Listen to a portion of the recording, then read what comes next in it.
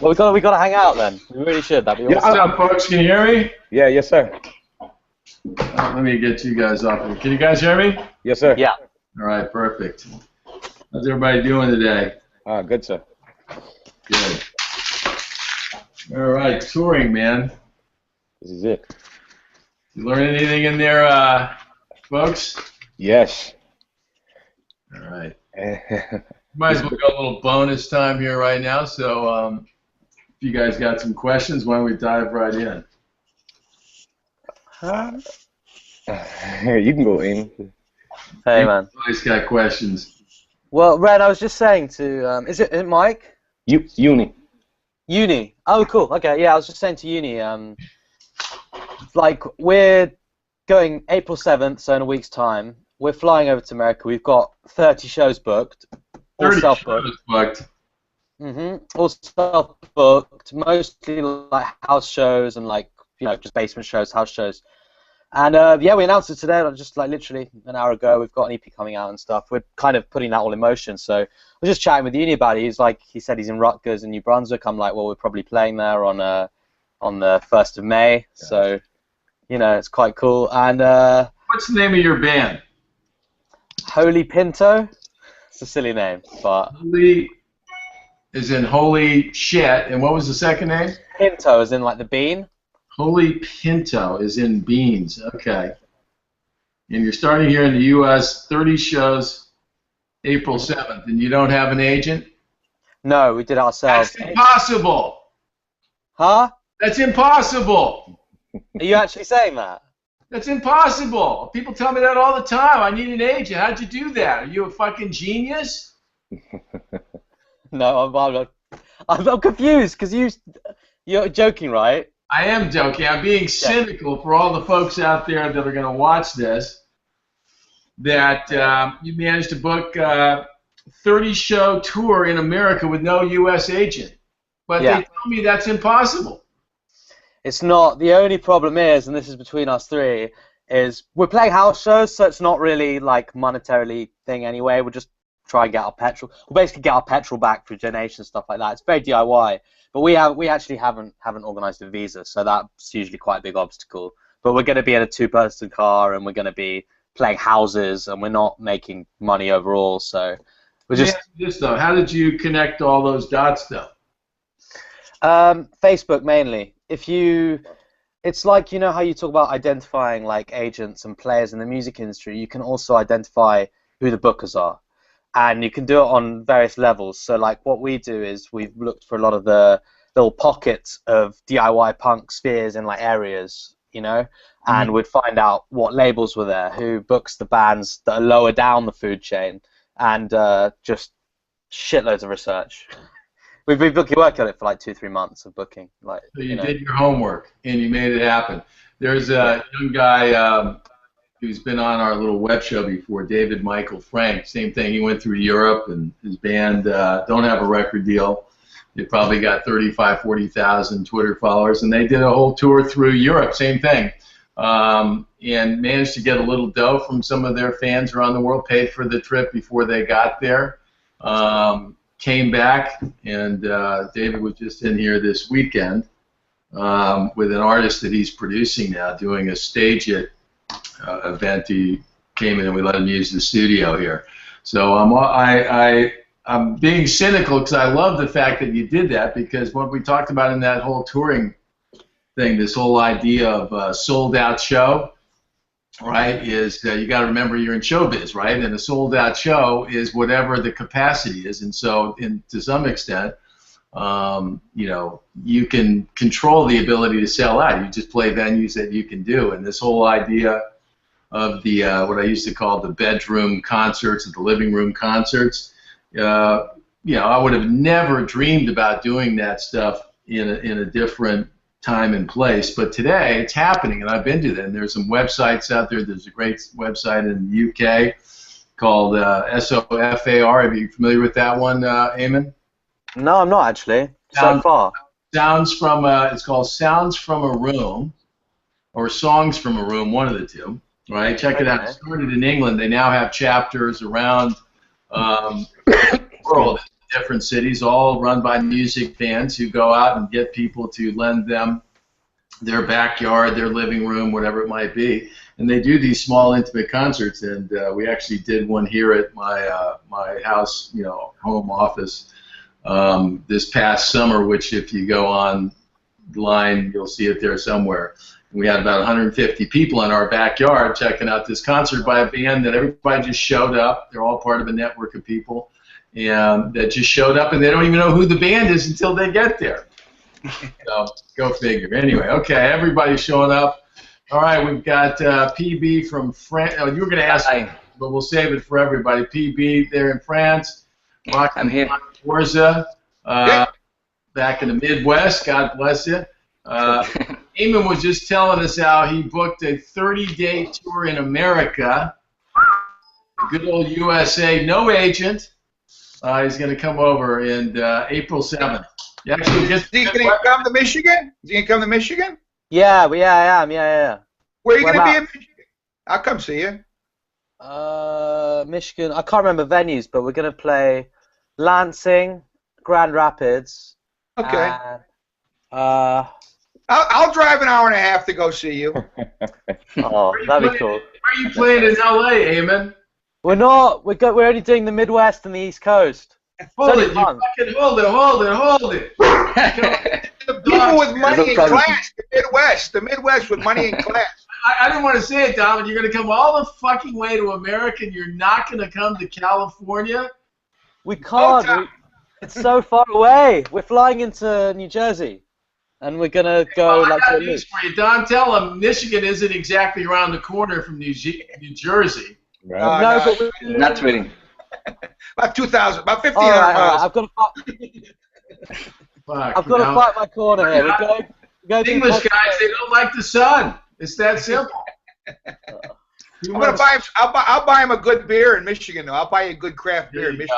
Well, actually, those Limeys have a different notion of what qualifies as a good beer. They don't like to be able to see through it, Don, and they don't like it cold. That's it. You like it warm. I used to work with a bunch of guys. I used to work at GM in the drafting business, and these Limeys, I call them, these Limeys would come over there and drink that shit warm. Hey, vey. Yeah, exactly. Warm beer. But we do love that beer, though, Eamon. We're not taking the piss out of the UK, but God forbid you actually cool one of those things down. Anyway, all right, enough of this banter here. Who we got? We got PB in the house from Paris, France. We got Don. I'm here. We got Sierra Starno in the house. We've got Thomas, and we got Uni from where is it? Minnesota? Jersey. Jersey. Okay, there you have it. Okay, close. All right. So we're talking touring. I'll start with Eamon, who I cut him off before he got to his questions. I allowed him to gloat and to educate us all. Anyway, we'll start from left to right here. Eamon, you had a question on touring? Well, I don't know where to start, to be honest. I could ask. Yeah, you. me too. Me too, my friend. Okay, we'll start with one, and then we'll go around the horn here. Cool. You want me to start, or start with someone who's already got something? Go ahead and start, and then we're going to go, I don't know if your screens, we go PB, Don, Sierra, Thomas, and Uni B. Actually, we'll go back to Uni because he was here first. I'd like to reward the early arrivals here. All right, Eamon, fire away. Right. It's not directly related to what we're doing right now, but just in terms of agent, I know you say often with team members that you can't just take them in, bin them off. It's like a commitment, and you always choose the right ones. Yeah. How does it work with agent exactly? Because I've been told, and we wouldn't, because we can book shit ourselves, we wouldn't bother getting a crap agent. But there are mid-level agents that work for indie labels that do an okay job, or probably a good job for the level and for where the bands are at, but they probably wouldn't want to stay with them forever. So can you take on an agent that's decent but not the end game agent, the kind of... Yeah. Well, here's what I'll say. There's like the top tier agents, which is where you'd like to be at the end of the day, right? And there are different flavors of agents. So the CAAs, the William Morris, the Windish, the bigger agencies. And I'm blanking on some of the names. Wasted Talent, I suppose, is still there in the UK. So those are the guys you'd like to ultimately be with, the guys and gals you'd like to ultimately be with, right? But there are ones underneath it. I'll tell you the deep, dark secrets of the agency business, even the big agency business. In my whole time as a manager, I never signed an agency contract, period. Ever. Right? Now, I think if you're a brand new band and you don't have a manager, they'll probably try to get you to do that. But the point I'm making is that can you trade out a B, we'll call it a good B agent for an A agent? The answer is yes. And it all is in, you know, when you sign an agreement. If you have to sign an agreement, you sign it for a year, whatever it might be, or keep it as short as possible. Most agents are interested in bands where they're going to make their 10% or whatever it is. You know. On that note, folks, if I didn't make it clear enough in all those videos, you should never be paying an agent a salary, a guaranteed anything, to book you on your tours. I see this all the time from people that'll send me notes going, well, this guy offered to book me a tour, I got to pay him $1,000. I go, stop, that's not an agent. Agents have the same deal as managers. No money for the artist, no money for the agent, no money for the manager. So keep that in mind here. So the answer is I think you can do that. You got to be delicate about it a little bit, Eamon, so that you know what's so that you can keep them motivated. But I think that you've already proven that you can go out and do a little bit of that grunt work yourself. And once you've done this thing in America, whoever your next agent is, Eamon, agents love to sit there and know that there's already something out there, that there's some groundwork been laid. Nobody really wants to book your first gig. I mean, not willfully. And if you're on a major label or you're with a big manager and you have some of that extra super sauce going, then yes, they'll take a band that hasn't played. But that's pretty rare. And even then, agents hate it when they have to book the first gig. It's just too tough. All right? So we'll come back to you there, Eamon. Hopefully that answers your question. Uni, you're up on the tee here. Yeah, so I mean, I use Indie on the Move a lot to book my shows. Yeah, they're really helpful. I do a little bit different. Being that I'm in Jersey, I've just slowly, like after I got known in Jersey, I slowly just worked the East Coast region. The problem that I find with the whole touring thing is staying on the road. Like I'll have like a week spurt, 2 week spurt, then I have to go back and then like wait a few more months. I'm doing the same thing again. And then in the meantime, while I do that, I still approach the agencies, like the agency group Peter Schwartz and at Universal Attractions, Jeff Epstein. I kind of feel like don't even worry about them wasting time trying to attract them, because I mean they're busy working with like bigger guys, so Yeah. Well, if you look, the good thing is if you're doing the regional thing, for the folks that are watching here, that's the way you do it. You start local, and then you slowly build out from there, right? And I think that once you've actually started to attract some attention and you actually start doing business, Uni, or anybody that's watching you today, right? That's what it's really all about. Promoters hire you when you've done business. You know, if it's always about 10 buddies and nothing changes, they might do it, but they won't do it for the right reasons, which is that you're making them money, And when you do start to make some money, those guys will hear about you, trust me, right?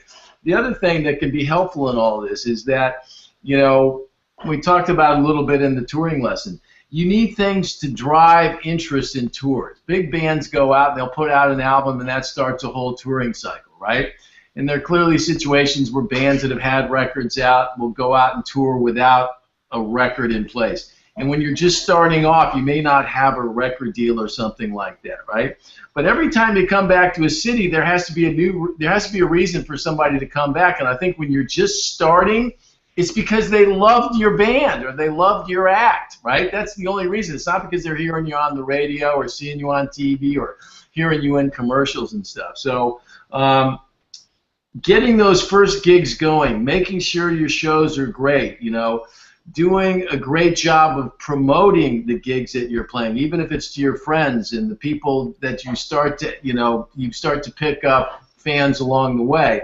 That ability to stay in touch with them and build this feeling of, hey, I'm going to go see my favorite band playing 3 weeks from now is important. And if you do that, club buyers talk to club buyers, who talk to agents, who talk to managers, who talk to labels, And what they all are looking for is somebody that does business. They don't want to be buying hope every time. They want to buy some business.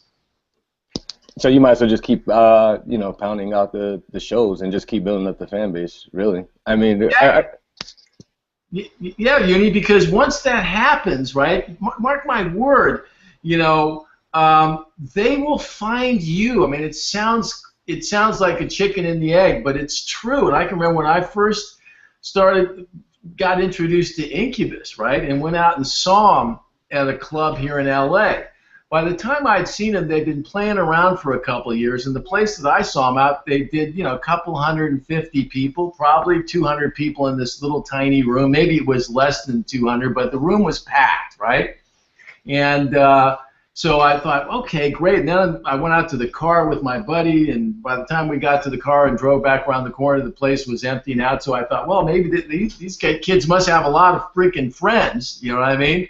So I started doing a little investigating, and the first thing I did when I got back to my office on Monday morning was I called up the Troubadour, where somebody told me they played the Troubadour all the time, and I knew the buyer there, right? And I'd been a manager and so forth, but now I'm working at a label, and I called him up and said, Lance, talk to me about this band Incubus. And he goes, dude, they freaking do business all the time. We have them every 6-8 weeks they play here. And they always mean business, and lately it's been getting bigger, right? So that's all I needed to know, right? And obviously we were signing them for the music and all of that, but because they didn't have an obvious hit single, touring was going to be part of that. And but they had already showed their chops. But that exchange I just described to you, somebody interested in the band starts calling up their buddies, and the first question they ask is, "These guys mean any business?" Okay. Yeah. All right. PB's over there smiling. We'll go back from Jersey to France. France. France. So yeah. Yeah. So firstly, I'd like to congratulate Eamon for his 30 gigs. That's really great. Good job, mate. And Thank you. I really appreciate that. Thanks, man. You're welcome, mate. It's a proof that it's working. So that's great.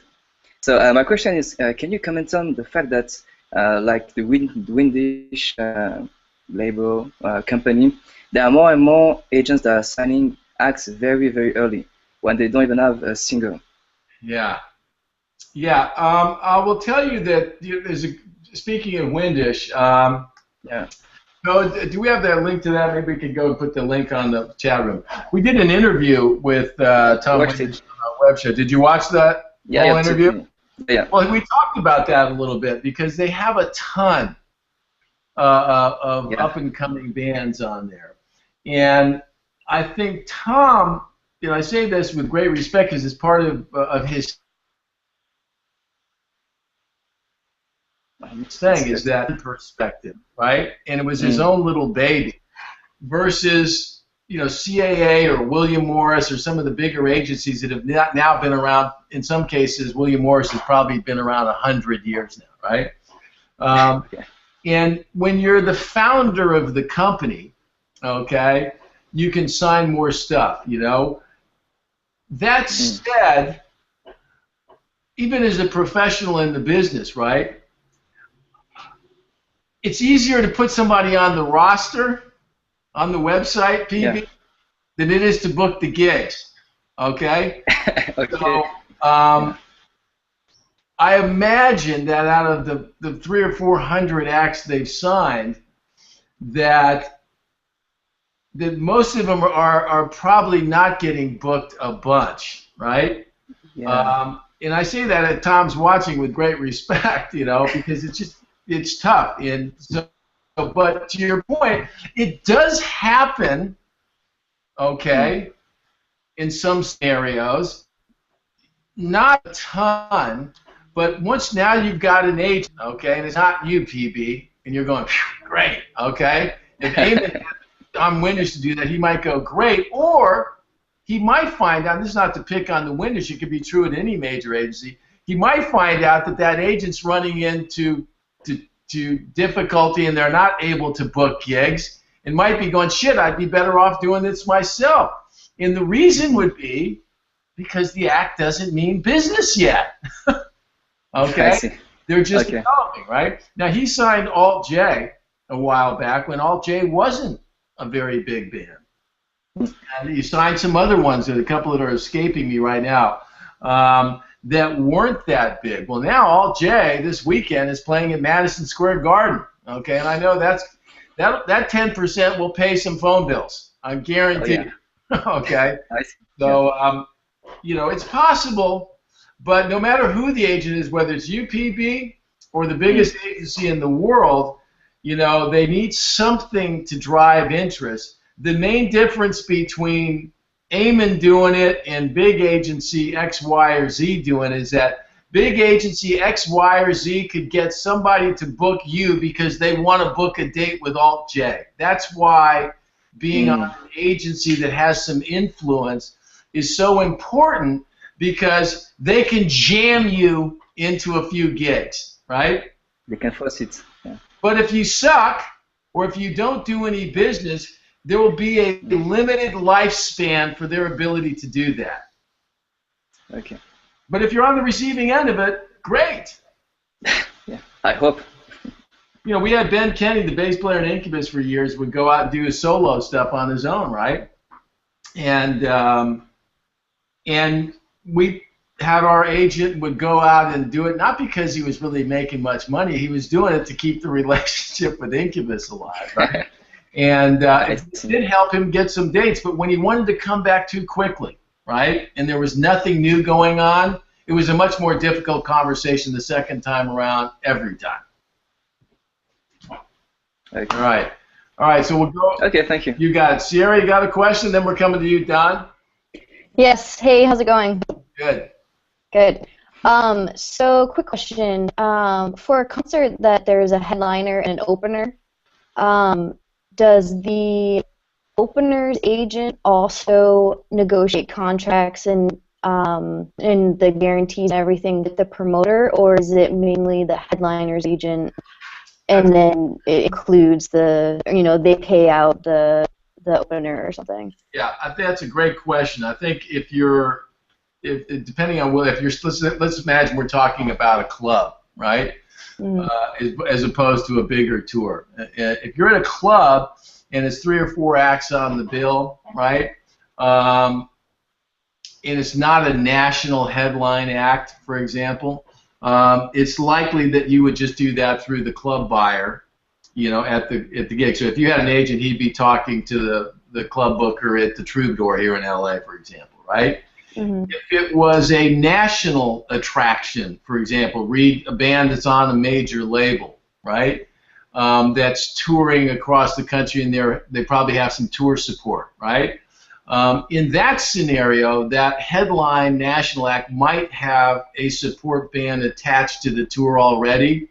Maybe it's another band on the label, or maybe it's another label and the managers know each other, or so forth, right?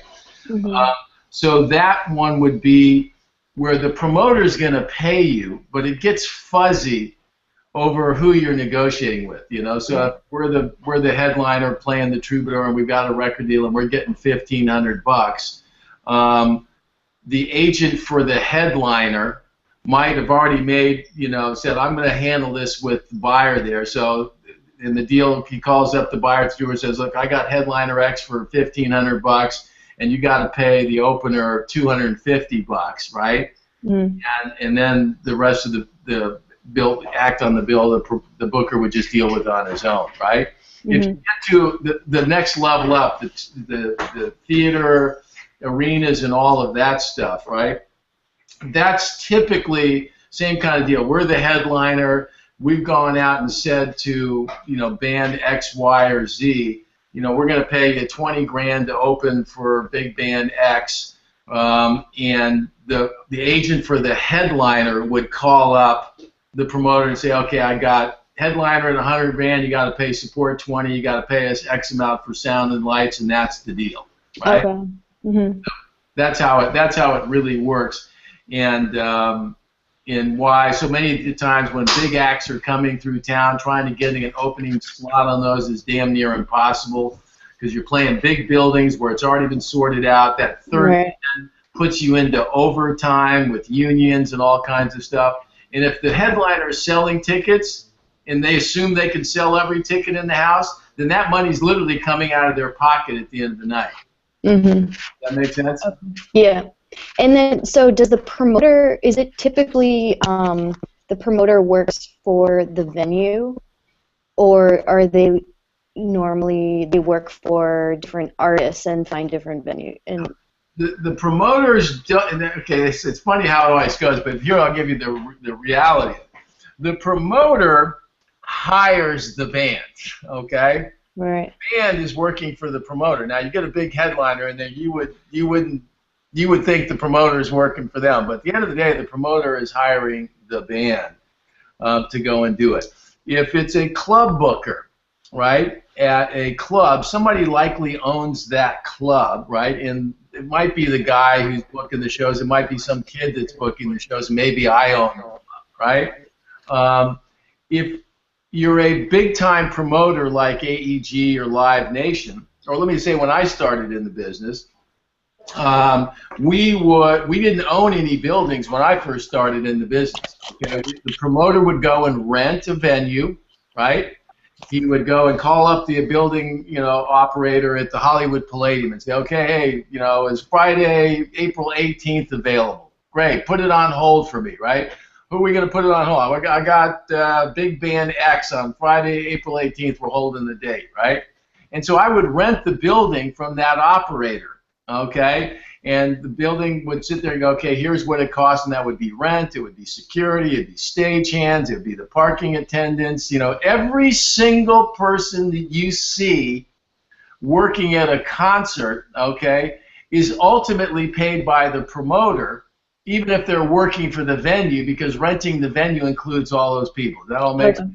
So literally everybody you see, popcorn, peanut, whatever, they're working for the promoter.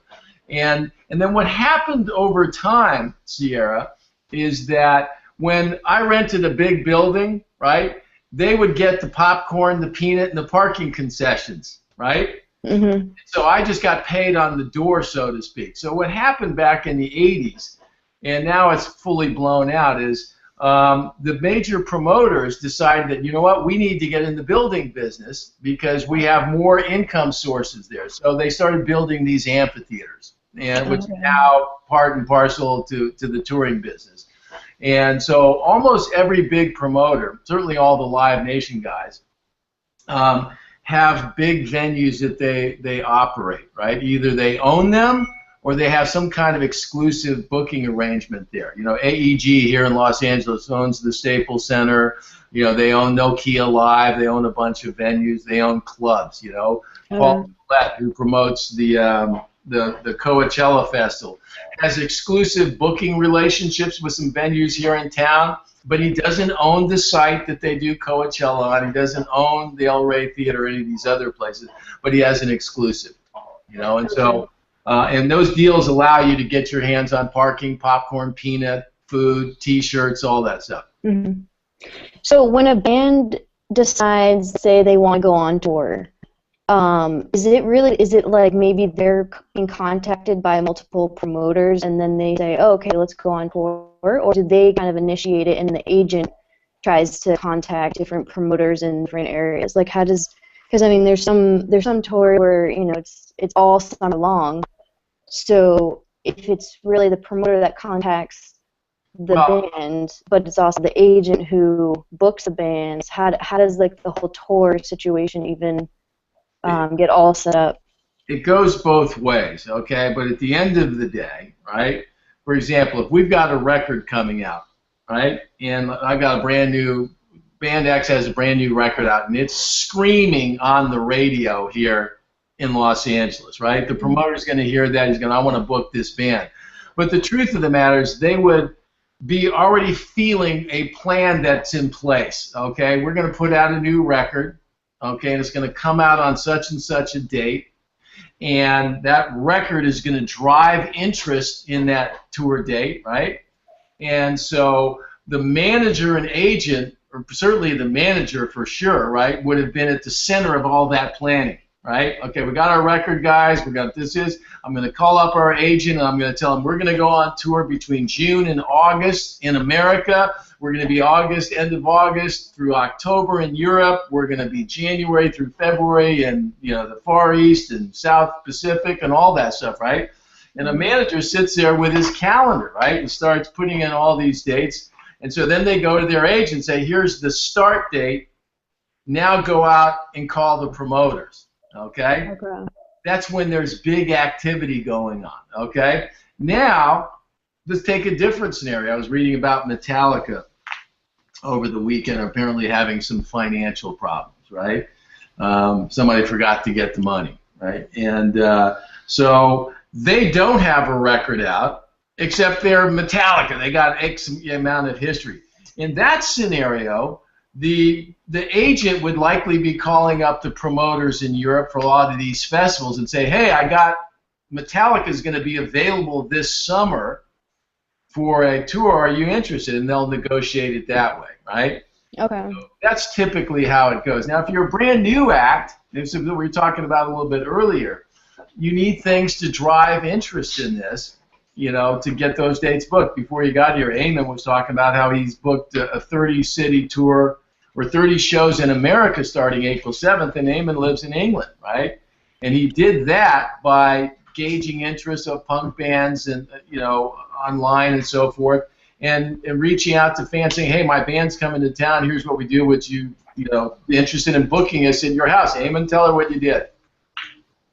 Just researched on Facebook, like who books where, what kind of little scenes there are, where things happen, and quite quickly you realize there's a huge social network out there, and it just only gets easier. So if I book, the first show we booked was some middle of nowhere in Tallahassee or something, like some hardcore punk venue or so. We're not even hardcore punk, but we booked it anyway. We're like, okay. And then from there, they go, oh, my friend here can hook you up, or, oh, maybe try these places. And then before you know it, every single promoter I click on, anywhere that I've never even heard of before, I've got 10 mutual friends now, just because the people that have booked us, or they all know each other, all the bands, all the people, it's a small world. And it's just like, it's an exercise in social networking, basically, and it's really hard when you start, but then 2 months in, 1 month in, you're like, oh, the dots start coming together. Right. It's a lot of hard graft. It's like, it's very possible, but it's just time, basically, if that makes sense. Are you playing? Go ahead. And that's in your area. See, he's playing agent and manager and band member, right? You get the trifecta there, right? And but somebody's got to initiate, and that's, it's typically coming from the band. Although I suspect, I want to ask Eamon something. Is Eamon got any guarantees on that, or are you just going on door stuff? Basically, it depends. We're quite chilled about it because most of them are house shows, so most of them are going to be donations, like donation-based, and we'll have some merch. So, and also petrol's so cheap in America right now, it's awesome. We've not got a van, we're just getting a little car, so overhead's quite cheap. So basically, you buy a good old car and take it back to England with you, and you'll sell it for more value there. You buy a 50s car and you'll be all set. But no, I just wonder if you had guarantees or not, if you're not working on guarantees. In some places, because of the nature of house shows, it's not easy to just go, hey, give us 100, 100, 200, 300 bucks. What we're doing is each house we play, it's basically a tacit agreement. We get to crash over, so we're not paying for hotels. They feed us dinner, and they give us donations. So actually, I mean, I don't. Ren's laughing. I don't know, like in a good or bad way. But I freaking can't even tell you, as a grizzly old veteran, how much I love the chutzpah of just doing it, right? And it just speaks to that fuck the gatekeeper mentality. Everybody thinks it's just a gag. It's not. It's the attitude you have to have. And I'm also grinning, Eamon, because all these folks in Tallahassee, they're going to have a bunch of English blokes around, and they're going to love it because they love English folks, okay? And you made it happen, and you're doing what I talk about all the time, and you're demonstrating in a very tangible way what can happen if you set your mind to it and you actually have some talent. And I think so many of the people that I talk to are kind of dreaming about this, kind of hoping that it's all going to just come knocking on their door. Hey, I got a 30-city tour, 1,000 a night. You want to play it? That's not how it happens, you know. So what's funny is that I was, doing some reading as well too. Now, Mr. Bloke there, he gets some girl takes a fancy to him, and all of a sudden she wants to throw a private party at her house on the night he's got an open night, and you make it a couple more bucks there at her house doing a little private party for 15 he people. could be a U.S. citizen by the end of this tour. Yeah. I hope so. Cool. That's funny. Yeah, but Ren, I have to say thank you to you actually, because Ren, like right after we finished doing our first huge batch of recording, we sent out our album. We got some replies, blah blah blah. We got label interest, like with labels we wanted and our scene and stuff. We were really excited, and that was when I discovered your thing through the Nate Ruess interview, because I'm a huge fan of his old stuff before Fun from a very long time ago, and I watched it, and that was exactly when all this stuff was going down, and it became. At first, I was learning about all the agents, managers, and how the game works, and thinking, oh, this is what we're doing when this label replies to us next week, like follows up and goes, yeah, we are, because like I said, we had interest, but it never became anything. And then slowly, as that whittled away, like that interest we had, it became the kind of getting your head in the game, not, having the right attitude kind of part that started being the important part, which, trust me, I'd rather have the other part. But, and then from that, it's like, well, this label in America didn't sign us, but you know what? The end game is to get out there and promote anyway. And what's the barrier? We don't want to take on a UK band right now. Okay, well, good luck saying no now. No, not like that, but it's like we had to do it, and I appreciate, because a lot of your advice, like just, the Green Day booking in 60 days in Europe. Yeah, you see, I'm telling you, folks, it's a little like golf. Everybody's got a certain level of talent at some point, right? But then it gets down to what's up in your head. Okay, we got a question here from one of the folks, Thomas Cacciapaglia. I probably hacked his name and for some reason cannot get into the chat room because I'm going to read his question. So I was kind of surprised in a good way by the hitting all the steps section. Musicians often told me that negotiating a higher fee at a gig would make it sound more professional, like the band would be worth more or something like that. But I'm glad that the reality is that what makes things professional is to bring people to the show and repeat the process until you can actually negotiate a fee that represents or matches what your band is worth. Yeah, and it's funny, folks, when you get all these theories of how to book shows and so forth, they all sound good on paper, but I started, if you don't know, I started as a concert promoter. And I can attest to the fact that not every show is a winner, that some of them can be freaking huge losers, like bone-rattling losers, where you sit in the corner going, holy shit, what the fuck did I just do, right? And then have to go explain that to the people that gave you $10,000 to do a show, which is, hey, not only did it not work out, I don't have a dime of your money, right? Was that your Cinco de Mayo show? Yeah, July 4th, Bakersfield, Kern County. Yeah, they're all at the river. If anybody wants to do a show on July 4th in Bakersfield, they're all at the river. But what I learned the hard way is that when you go to big shows all the time, you go to a big successful act and you look around, you think it's sold out. So if you go to 5 shows a year and they're all big acts, you think every show sells out. When you're a concert promoter, you know that they're not. And so what comes into it is that the only thing that matters is, are they doing business? And because there's not a long list of acts doing business, that's why people talk about it with other people in the business, because I want everybody to know how smart I was because I booked a winner, right?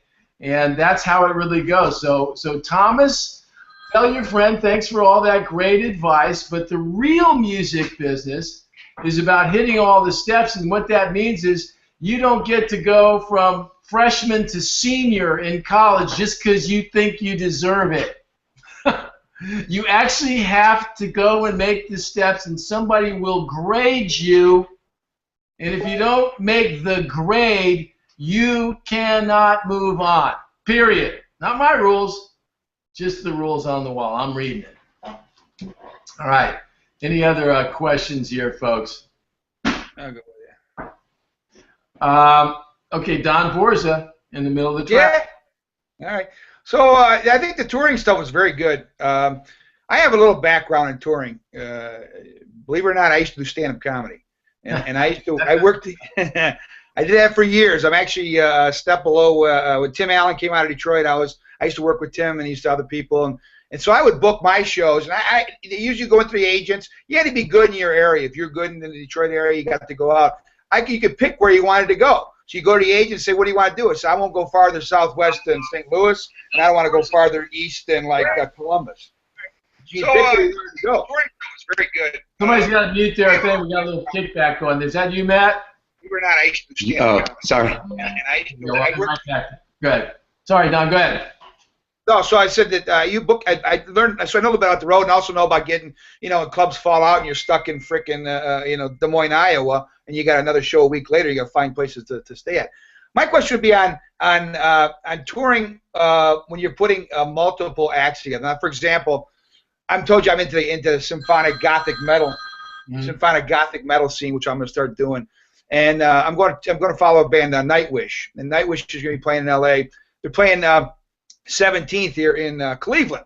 Now, I'm going to ride down to Cleveland just to check them out. They're playing with Delane and Sabaton. Now, all three bands belong to Nuclear Blast out of Europe, and they're booking their entire tours with their all three guys, bringing them all along. Is that more common or not common? Well, you know what? It doesn't surprise me in that metal world because that's kind of it's just this wonderful subgenre in the touring business that's always been there at some level. I think it's a little like the punk world where once you get kind of insider status, these folks come out of nowhere, right?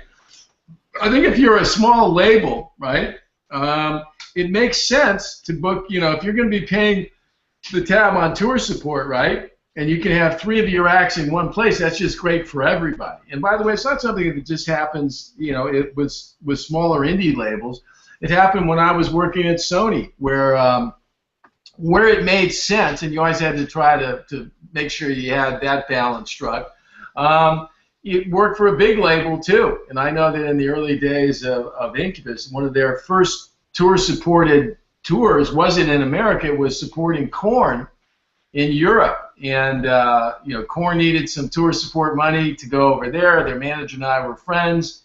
It worked out great that the bands knew each other, and that it kind of worked musically as well. But there was a little gentle quid pro quo of, hey, why don't we take Incubus out on the road, and that extra 10 grand you need on tour support, I'll just do the old look away, right? So I think it makes a lot of sense. And it's the same thing true if Eamon was out there with other bands in his world. Whenever you can join forces a little bit, right?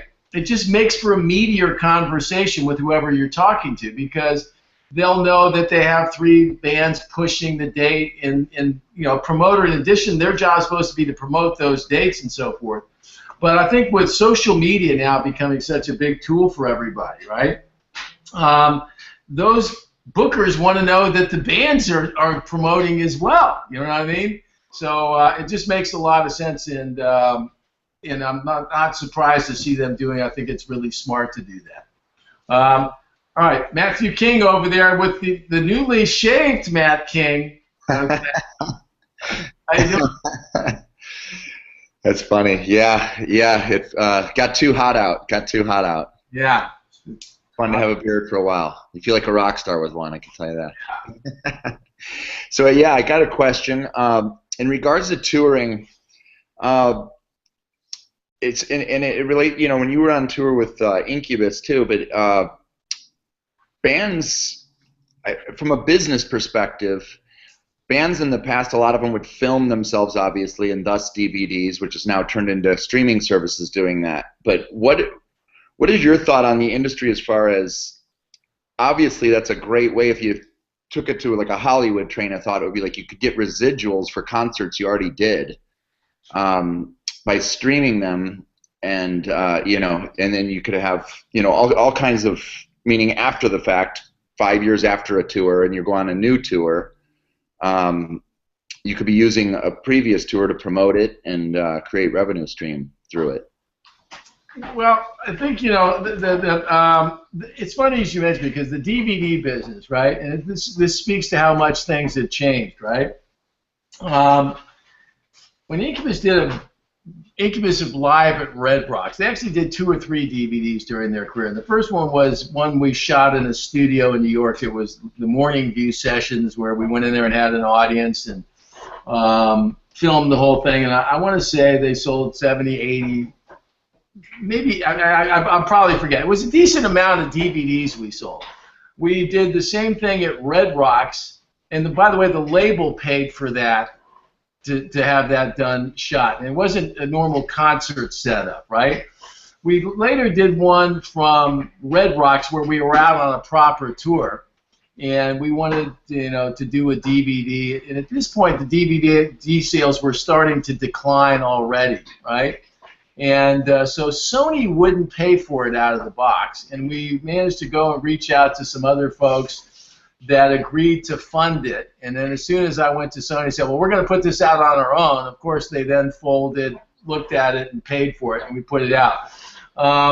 Then we did another live performance thing, which was this Incubus HQ thing, which we filmed on our own with no thought about doing a DVD at the outset. Here's the punchline. DVD sales are going in the toilet, right? And when you talk about getting a residual stream online, that means that somebody would actually have to pay for that streaming thing, right? And it doesn't seem like people are that excited about paying for it in real numbers. But what it does do, to your earlier point, is that when you have great live footage and you're going to go out on tour and you need to put in effect, put together your own commercials and build some energy about what you're doing, having great live footage of great live performances is always good to have around, because it engages fans and so forth. When you're talking about live streaming shows, right, I think those two, it's interesting how it's changed, I just lost Matt, hopefully he'll get this, The live streaming online stuff is actually becoming more meaningful in the sense, but that you can go watch the Ultra Festival where there'll be 80 or 100,000 people watching the live stream of that show at any given time, right? And I don't know how many of them would actually pay to do that because it's more promotion than anything, but they are watching. Where people are paying, and I just saw it again this weekend. There's a website called Stage It. Are you guys all familiar with Stage It?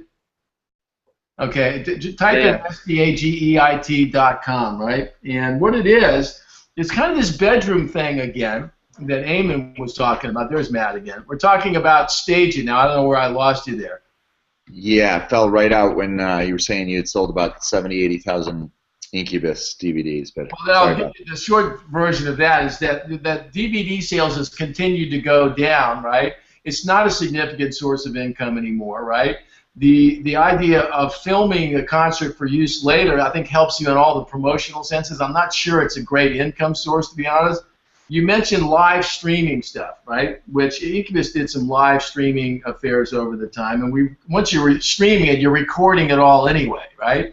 I don't know that it was something that people were willing to pay for at that time, but we ultimately put that stuff together into a big package of this Incubus HQ box set where we charged a lot of money, and it made some sense, right? But what I was going to right now is this past weekend, I was in here and we had a young guy that I met through, strangely enough, through Incubus and a promotion and so forth. He and I have become friendly. He's been on my website. This guy's name is David Michael Frank, very talented musician, great business sense and all that stuff. Anyway, so he called me a couple weeks ago. And he said, hey, I got this artist I've been working with who'd finished #3 on American Idol on the last season. A kid named, what's it, Alex Preston? Yeah. Alex Preston, really talented kid. Anyway, he said, hey, Steve, would it be possible if I came in and borrowed your studio on the weekend to do a Stage It broadcast? And if you're not, are you familiar with Stage It, Matthew? Yeah, I am. Okay. So anyway, he had the kid come in here, and we did it. We didn't just do the webcam thing. We set up our normal thing, and so it was 3 cameras, and it looked cool, and a couple of our little toys that we have in here. And anyway, the kid I think wound up grossing like $4,000 or $5,000 on this concert. Like one person paid $800 for him to write a song for him, right? And I'm watching this going, holy shit, right? And that was just a live streaming concert with him sitting on the couch here in the studio and doing like real business, right? And if you'd have told me 5 or 6 years ago that that could happen, I'd have said you were absolutely full of shit, right? And in fact, 4 or 5 years ago, the guy who runs the company, Evan Lowenstein, and if you go to our live thing, go check out the interview we did with Nick Adler, club guy, and Evan Lowenstein. Evan had pitched me on this whole idea of, hey, you can go into these concerts and the band could make money. And I said, yeah, that's bullshit. That's never going to happen. And at the time, Incubus was making a lot of money, so for us to figure out how to spend an hour to make 8-10 grand wasn't really worth it. I could have just yelled at the promoters and got another 10 grand, which I did. So, but people are paying for streaming is the long answer there, Matthew. And people are paying for bands that aren't well known yet. So, Eamon, I would say the same thing to you. You might think about doing a staging concert to help launch your American tour, right? The worst that happens is you get together in your room and you play for some of your fans. They get a chance to see what you're doing, and they're inspired to come and want to see you live. So these are all the things out there that are really like just I would have never dreamed possible, but it all gets down to this technology thing. The same thing we're doing today. Somebody in France, somebody in England, somebody in Jersey, all over, connecting through the internet, and it's providing some new opportunities for artists to actually entertain, promote, and to maybe make money doing it, which is fucking awesome. I mean, this kid if his agent had to go out and get him $5 grand a night, that would be tough. What's interesting about that, Steve, is that it comes down to social media, and it's like kids today, and I'm older with you, so kids today, they want it now. They want it now, and they want to tell their friends, I saw Eamon and his buddies now before you guys saw him. And that's that whole get to the front line first mentality, so they're willing to pay a couple of bucks, $1, $2. That also could be used if you're doing an Indiegogo campaign or a Kickstarter where you can say, here's one of my perks, I'll play a free concert for you via a stream. So there's definitely, that makes sense. There's definitely some. Yeah, it's definitely a new phenomenon, and I think what's interesting on stage is now more than a few bigger artists. I mean, we did one when I was still managing the guys. Brandon Boyd put out a solo record, and he wound up doing one from his home studio, and it was terrific, right? He had Brendan O'Brien came and played, and a couple of the band guys that went out on tour with him, and Brandon, who's not like the great shameless promoter guy, he's kind of shy that way. Did a couple little tricks for him, but nothing stupid. Not like he wasn't going to write a song. But again, it was like I forgot what it was. It was 10 or 15 grand he made on the thing, which was cool because it paid some bills. And but more importantly, the fans felt uber connected, right? And that's what it really is all about. These people felt literally like he was inviting him to his house, and in a sense he was. Right. So people are paying for that, so they're paying for that, and that's an experience that the kids especially are paying for. Yeah, it's funny. Evan Lowenstein said, "Rennie, you should do your Renman U's on stage, and then put my own guitar case down there." Right? And I gotta be kidding. I'm only half kidding now. I sometimes sit there and think, you gotta do it. Only half kidding. I gotta tell you, only half kidding, Steve. In all seriousness, your shows, I love your shows because of the fact that one, you're getting guys on couches that fuck you, fuck this, talking real world, and you're getting them to talk without being pretentious about it. And you're getting, everybody wants to talk about themselves or tell them how the good deal they got, and you're getting these guys to open up. And my goodness, I watch these shows and go, I'm on the couch next to you. I'm right there. And it's like, you could put the guitar case out, and I'll give you a couple of bucks. You make my day when you say that, because that was when I was sitting around the campfire. That was the idea. I go, shit, I have this conversation all the time. I'd be the next best thing to sitting on the couch. And so a lot of these folks are actually friends, so it makes it look easier. But all the nasty language is my bad influence. In fact, we're going to have, for you folks that are looking for an A&R person, I was out playing a little golf. This shameless plug for golf and networking, folks. I was out at the driving range, and who comes up with my buddy Aaron Bay Shook, who, when he was on our show, was vice president at Atlantic Records. and this is the guy who found Bruno Mars and took him to the label 3 times before he got him signed. Anyway, he's now the senior vice president over at Interscope Records. So I saw him at the driving range. He goes, "Hey, Ren, dude, I got to tell you, man, I get so many people coming up going, dude, I saw you on Renman Live show." He says, "I want to come back again." So we're going to have him on sometime in the next 2-3 weeks. We're going to have Mr. Shook, Bay Shook, that is, back on for a return engagement for a little more cussing and swearing and talking shop. You need some more. I mean, I missed that show. You need to have some more out there. I look forward. I go, where are these shows? I'm trying to watch all the shows you've ever done in the past. And I tell you, there's 103 of them, Don. I got about 65 down. So I tell you what, it's just the idea. You're so natural to guys, and it's so loosey-goosey that it's great to watch. Yeah, well, I'm hoping to do some more here. You know, I sometimes shudder to think what would happen if I actually had a staff behind me and Cody back there, and Kira had to go take care of some personal business today. Yeah, we're going to be doing some more here, and we'll be talking more about those shortly here. So let's see. Thomas I saw another email came in from Thomas. I don't know why he can't get in here. So if you can hear us, Thomas, I don't know why. All right, maybe I was hallucinating there. All right, any other questions, folks? Did everybody understand the whole pay thing? I debated how much getting paid I should put in there, because for most of you folks that are playing clubs, getting a guarantee would be monumental, right? Worrying about how a net deal works. When you get to that point, you're going to have a manager and an agent that are going to understand that completely, and your only question will be, so how much did we make tonight? I have a quick question. Sierra, in the middle of the track. So this past week I saw a band play. They actually played 2 nights, and I don't know if you've heard of Edward Sharpe and the Magnetic Zeros. Yes, I have. Okay, well, they're huge, and so the band that I saw is actually Edward Sharpe and Magnetic Zeros minus the lead singer, and so they played 2 nights, and I was talking to the lead guy the second night, and he was saying that the first night, he could tell like the crowd, they weren't really into it, the whole vibe was off, and then the second night it was mostly his friends that had come and just to watch and everything, and it was a better night, but it was also like friends and family and stuff. And now I love the idea that Edward Sharpe and Magnetic Zeros, they're an 11-piece band or 12-piece band, and everyone's talented. So I love the fact that they're going out and they're creating another band and doing their own thing. But do you think that they should use or take advantage of the name Edward Sharpe and Magnetic Zeros more, at least for the touring, just to get more people out to their shows and stuff? Or do you think it should really be just their name and not... What's the name of the band when it's not Edward Sharpe and the Magnetic Zeros?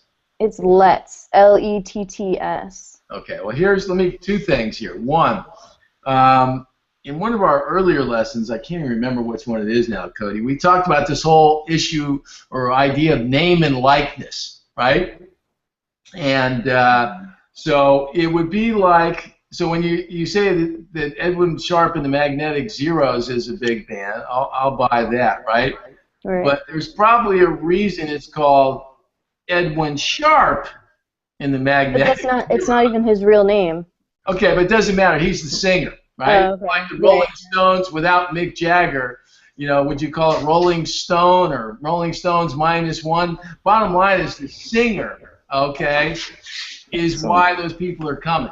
Okay, and again, I don't know all the details of it. Whenever you talk about 11-piece band, right?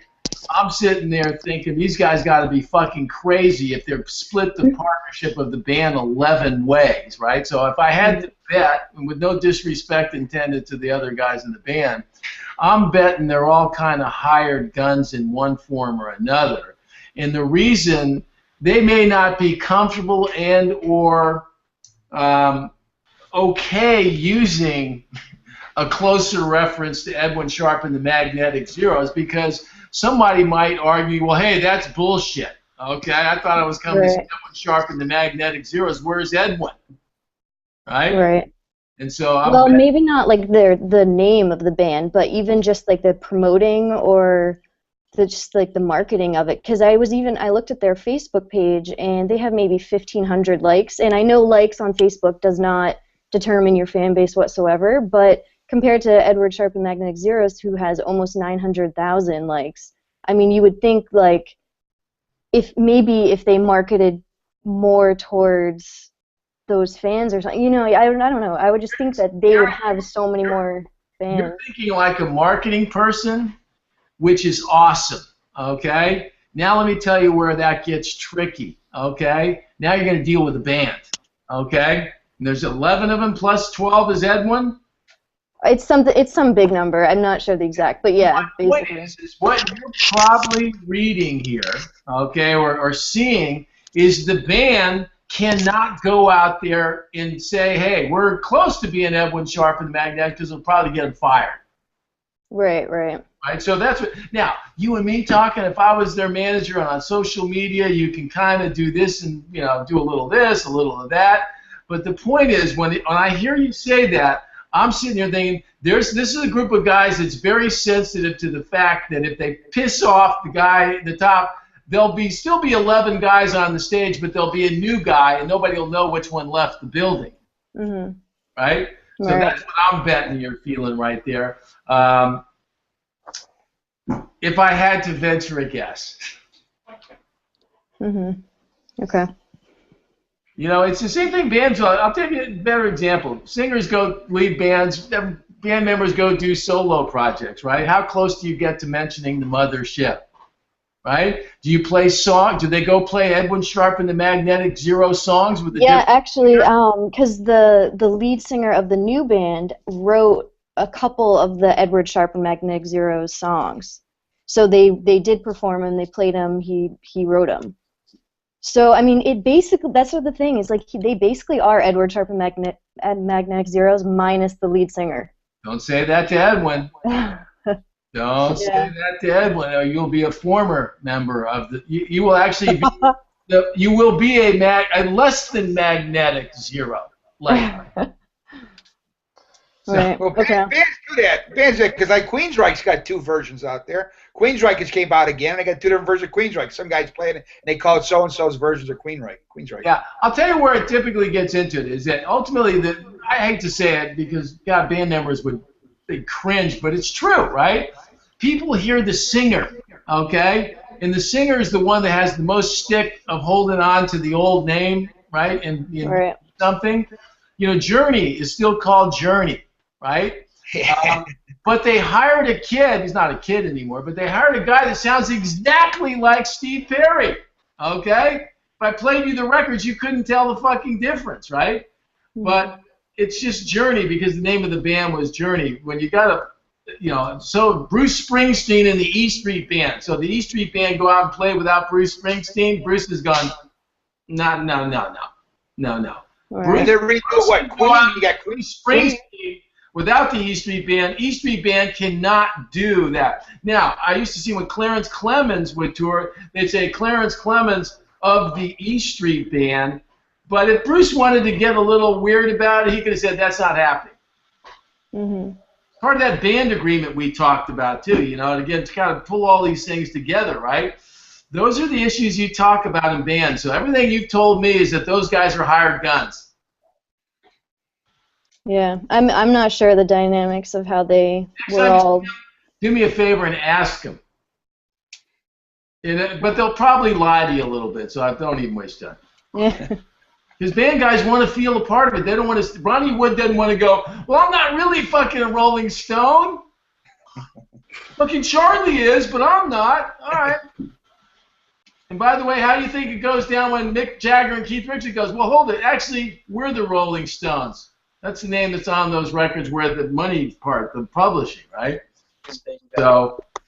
Actually, Steve, they are based out of LA, so if you ever get a chance, you should definitely go and see them. I want to check them out. Okay, we got Christopher over here. We got a new one in the house here. After Christopher, the one I just did? Yeah. All right, cool. Christopher? Is that Christopher? Yes, sir. All right. Where you? That's a hell of a camera shot. What do you got there? That's your belt buckle cam. Sorry, guys. We're in the studio today, and I just got everything hooked up. All right, perfect. All right, so you got a question. We're talking about touring here. We've lively discussion here. I do have a question actually. So something that comes up in touring a lot, obviously, is budget. We've talked about that, and you've talked about it. One big question that I've always had, and that a lot of young artists have, and I've seen a lot of young artists make mistakes in doing this, is everybody wants a bus, and they get a bus sometimes too soon, spend way too much money, and end up going bankrupt. So in your experience, is there maybe like, do you wait till you guys are making a certain amount and then say, okay, like once the cost of the bus is 5% of what we're making gross a night, then we go ahead and get a bus, or what's the arithmetic on that? Yeah, I don't know that I'll say it at the biggest picture level, right? When it's affordable, okay? So if you are on a major label and they're paying tour support and you're a frisky, persuasive manager, and you can talk the label into biting off on the tour deficit, whatever it might be, and it includes a bus, terrific, okay? Eamon here, who was talking earlier, has got 30 dates booked in America. Safe to say they won't be taking a bus. They're staying at people's houses. They're making it happen. He's taking advantage of the low petrol prices here in America, which are very low. I hadn't thought about that. I've been driving an electric car for a while. And so, you got to afford it. Now, here's where, when back in the days when I've had bands that were out on that first tour in vans, right? One of them was my little friends from Calabasas, where every day they go, when are we going to get to a bus? When do we get to a bus? When do we get to a bus? Once you get that bus, one of the trade-offs is that you wind up staying in the bus all the time. You're hopefully booking gigs where there's a shower, where all your smelly bandmates can get off and shower. Because you get a big bus, then you're supposed to sleep in it. But then when you get to be a really big band, you just take your bus, and then you go to your nice hotel. And then if you're a really big and stupid band, then every band member gets their own bus, like the Jonas Brothers when they were at their prime. They all had their own bus. And if that wasn't bad enough, we were staying in some hotel in freaking Detroit, and Mom and Dad had a fucking bus. And I sat there and looked at this, and I thought, well, either we're the stupidest guys in the world, Incubus, or we're just smarter than them, because we got one bus, and the manager will ride on the bus, but we didn't have all those buses. And so to answer your question, you got to afford it, right? And if you're going to go in a bus and you're trying to make your budget work, it's to trade off hotel rooms. But most bands that are just starting off, in my experience, Eamon is getting people to book gigs where he and his bandmates can stay at their house. By the way, that'll be better than any fucking hotel you go to, Eamon, even if you're sleeping on the floor, right? But you got to make that budget work. And the bus winds up being a big number because it's big gas guzzler. You got your driver, you got your overdrives. God forbid that fucking thing breaks down. It sounds like a better idea, but I tell you what, after a month in the bus, everybody will be wondering when they're getting a jet. You laugh, but I'm telling you. No. I laugh because it's true. That's why I'm laughing. Yeah. Hey, let me tell you something. It's funny, man. I say this to all of you to be honest, right? I won't mention names, but I was out having lunch or breakfast the other morning with a manager who I've worked with in the past, and we both manage bands, that have worked together in the past. And we were comparing notes from our last time we worked together, and he was just sitting there going, I don't know why your guys made so much more money than my guys. I said, it's because my guys are smart. They were out there to make money, and your guys were had to have security guards and extra, not one jet, we needed 2 jets. Why do you need 2 jets? Because half the band doesn't show up on time. And I'm thinking, well, maybe you should have a fucking pep talk with those guys that don't show up on time. And at the end of the day, here's what I've learned about money, folks. Once money goes away, that money is gone forever. And if it turns out you didn't have some new money coming up to take its place, you are fucked with a capital F. Pardon my French. So believe it. Look, go online today and read about Metallica. Matthew, they wanted to make a movie. They lost $18 million on their movie. Okay? Then they thought, well, fuck, let's start a festival. Nobody's done that, right? So they started a festival and did it for 2 years and got killed. All right?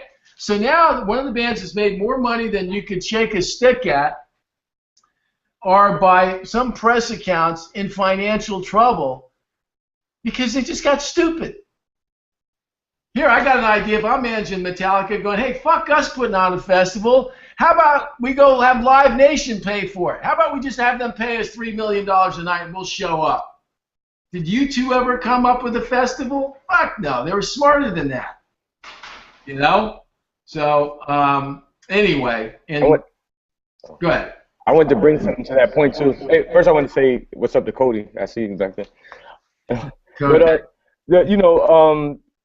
going to do the shows, I get approached by a couple of because I've done quite a bit of supporting slots, so I'll get approached by known hip hop artists where they want me to throw on the show like I'm the promoter, and it's like it's supposed to be like it's supposed to be beneficial because I'm opening for this guy is like and then so guys always try to get you to throw shows, and I just want to. Do you think that's a bad idea for bands to do that, to throw their own show, promote their? Because you're taking a big risk, and just like you said, what Metallica's doing, the festival. Like U2 never had to do a festival, and yeah.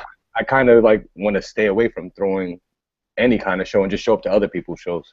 Well, if part of you throwing the show is paying the headliner for the glory of being the opening act, I would steer clear of that, right? Because here's what I know. Promoting shows is ridiculously risky, right? I can't stress it enough. I used to sit there back in the day, and I did a little gag on a couple times on our show where I take a $100 bill and I just light it on fire. Now, the couple times I've done on my web show, we actually used our color copier because I'm a cheap bastard, right? But back in the day, there was a time when Jim Gierno was the manager, no doubt, for years, and 9 Inch Nails. We worked together, right? And we would get interns come into our Friday booking meetings back in the day when I was a concert promoter.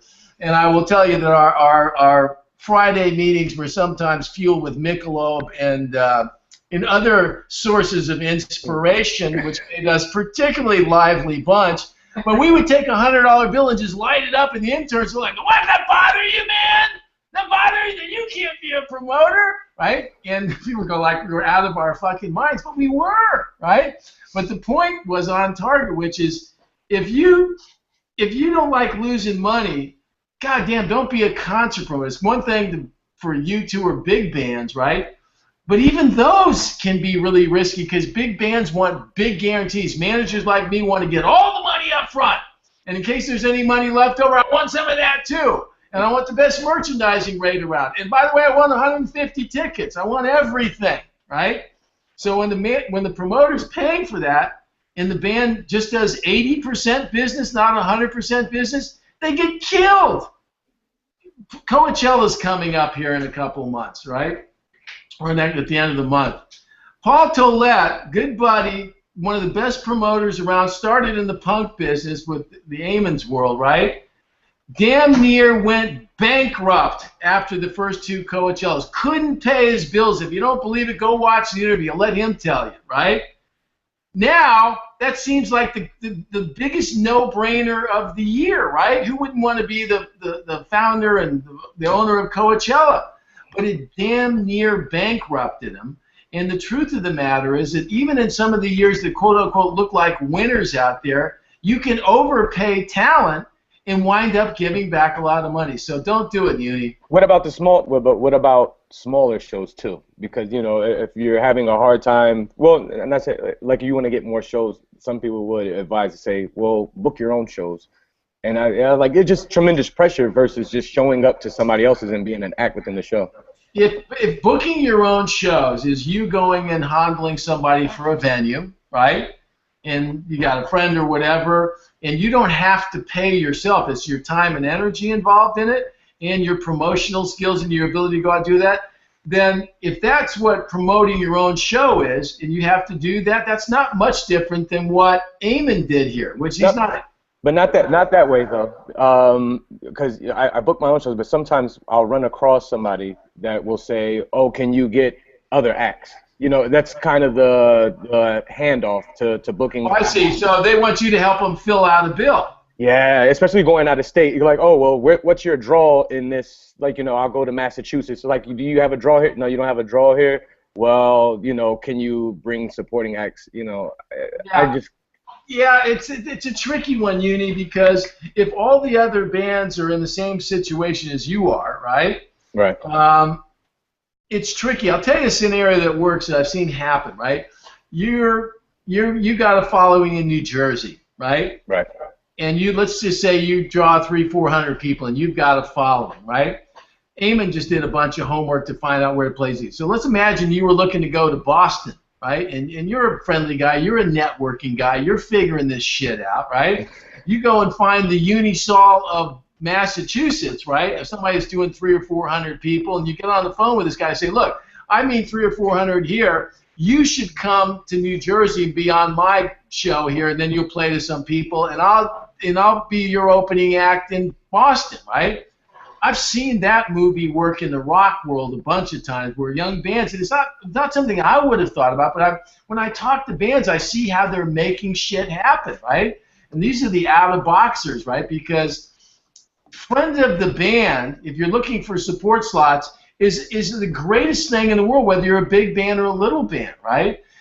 People for years would ask, well, how did that band get on an Incubus show?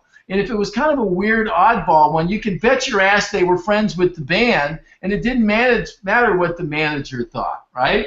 That just happened. So make some friends in these other cities and trade off, and that might be a better way for you going, I got to come to Boston, and now I got to figure out who's going to draw more than me. You should quit being in the band and manage all those bands. It's too much. Yeah, it's too much work because they want you to look up to each band. It's too much work. No, but meet some other folks in those other places and be their doormat, and let them be your doormat in your hometown. That makes sense. Right. Thank you. All right. Anybody else got some questions here? All right. Well, this is kind of our, here's what we're gonna do for the rest of the week. This you pretty much got everything now. I think at the big picture level of what you need to operate in the music business, and now it really is kind of about getting started, which you folks have already done a bunch of that and are doing it. So you don't need much of a pep talk on that. We're going to post some videos, and I suspect you folks have already seen them as well. This week we're going to be posting some getting started stories from lots of people out there that have faced all the same issues that you guys have faced and have managed to make things happen, right? And hopefully one day I'll be posting your getting starters up there. But I just want to say that, it's been a pleasure dealing with you folks. It really is inspiring to me. Even amongst the world that we live in, I'm reminded how often that it's the tiny few that make a difference in the world. We probably had 50 people have signed up for our course now, but the same 6 or 7 show up, and which is actually more than the normal participation in things, and that's the mentality of the people that are winners, are the ones that show up. So you guys have got my email address, most of you. If you have questions or things that come up and you want to pop me a note, I'll be happy to try to give you an answer there. But it's been fun, talking with you each week, and I just wish you all the best of luck. Thank you. Thank you very much. Thanks for everything. The experience has been great. Thank you. if you have time, maybe it's possible we can get together once a month or something. Say, what are they doing now, kind of thing. If you want to do it. You know what? Like I say, everybody's got. Well, we're trying to work this out because, as you guys may or not be aware, when we designed the course, it was going to be just like standalone, and that's why so many of the questions, other than that first, lesson about the big picture, where I kind of wanted to get an idea of where everybody's head is at, right? We're all kind of multiple choice. We weren't planning on doing this Google Hangout thing, right? It was an opportunity to give a little extra for you folks, but also for me to kind of get some feedback on the course. So we're trying to figure out how to do that, Don. But I have everybody's email addresses too, and I know who the early adopters are as well. And so we will find some ways to do it. And we're talking about having, for any of you folks that are out here this summer, we're talking about having a networking event. For years I did a Ren Management barbecue out here in LA, which was a hellaciously stupid, freaking thing with all my buddies in the business. And so we're probably going to have one again, I think, on June 27th. So you'll hear more about it. But if we do, you folks are all welcome to come out here and hang out with all the mucky mucks. Matthew, it's easy ride for him. By then his beard will be back. But I encourage you to stay in touch, and I'll have, if you don't have, you got my email address, it's steve@renmanagement.com, and we'll find some ways to keep in touch. I'd like to tell you something. I want to thank Cody and Kira for doing a great job back there. Cody and Kira do excellent. They don't get the accolades, but yes, my man does a good job back there for what you're paying him, probably peanuts. And Kira, she just let me speak to that, Don, right now. When it comes to the Renman MD empire, I will assure you, without any equivocation, that Cody is the leading money winner, and I would really like to make what Cody made this year. And he gets free golf lessons and many other perks. That's a gem. But he did a good job. He is a little underpaid. He did a good job. He did a good job, Cody. Nice job. It's fun having you guys. Hey, I'm gonna reach out too, and I just kind of like to do like a exit interview or some shit, for lack of a better way of calling it. Just to kind of get more feedback, hear where we could improve. Things that you'd like to see more of or shit like that. So just kind of keep an eye out for those emails, and I appreciate you guys tuning in and rock and roll. Matt King, I look like he had a question. Yeah, keep us up to speed in your career too. Don't we have a class next week with all the farewell kind of talk? I could have swore we had it. Isn't next week the last? Well, I was saying that with the last section, the getting started thing. I'm going to be honest. All the first 9 were all there. The getting started, I was thinking, okay, what do I? That would have been like the recap lesson, right, of everything. So we're going to post some getting started stories this week, and I've been planning. I'll just ask you while I got you here. There was this weekend I was like sketching out, thinking, okay, how do we end this in a way that kind of wraps it all up, right? And I thought about kind of redoing some of the questions we had at the very outset, which is, here's what everybody's thinking before they get the brain rinse of it all, right? And ask everybody, say, okay, now what's your target? Now what might be your plan? Now what might be some of those intermittent steps? Do you have a better idea now of what you need to do? Uni was early on, had a great comment there that, God, I've watched the first 2 or 3 lessons and it made me realize I was doing everything wrong for 10 years, which I'm not sure that made me feel that great. But the point being, I'll tell you what, for Friday, we're going to just have a bunch of these getting started stories of different people. If you've seen them, great. If you haven't, they're worth watching. I'll put together a final exam that'll be kind of like revisiting that first section if it makes sense, but I'm open to some suggestions. Yeah. Okay. Matthew?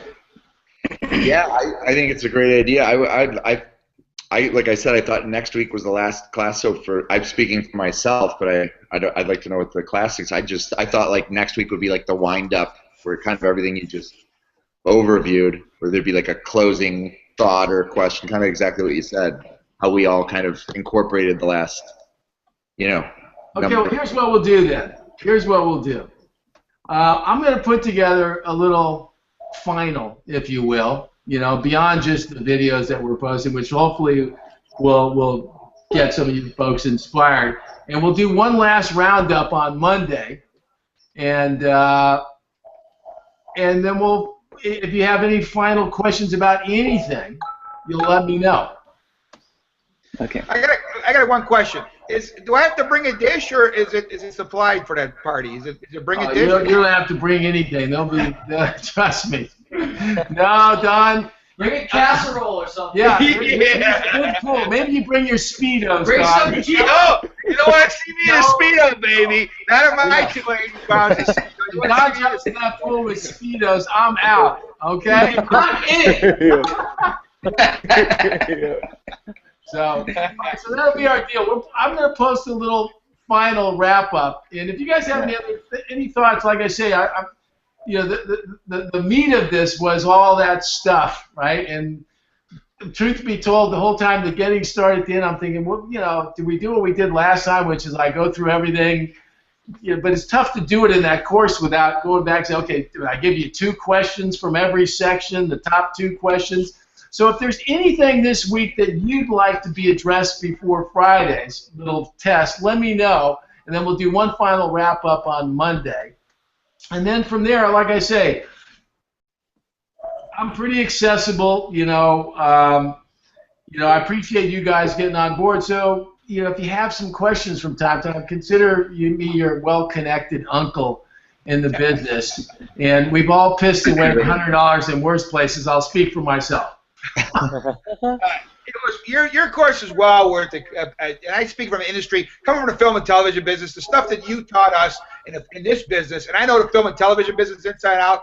It's amazing the shit you for $100. I'm telling you, you can't. You should have $1,000. I shouldn't say that, but it should. Well, you know what? Well, I don't know about 1,000, but like I say, for you bunch here, there'll be the next version of this is going to be just what we've been going through. It's going to be the course that you get to ask questions. But that's why I said it's been fun watching you folks because and talking because it's a smart bunch, and I haven't. The same crew shows up, and that's always the case. In every band, there's one person that's going to do the work. And out of all those 11 people, Sierra, I'm betting you there's 1 or 2 that really are showing up beyond the game. That's why you go solo. Yeah. Can I tell you something? Yeah, I miss my calling. I should have been managing solo acts my whole life, but it made my life easier. I'd have had a lot more hair. So, all right, folks. Nice talking to y'all, and we will hook up next Monday.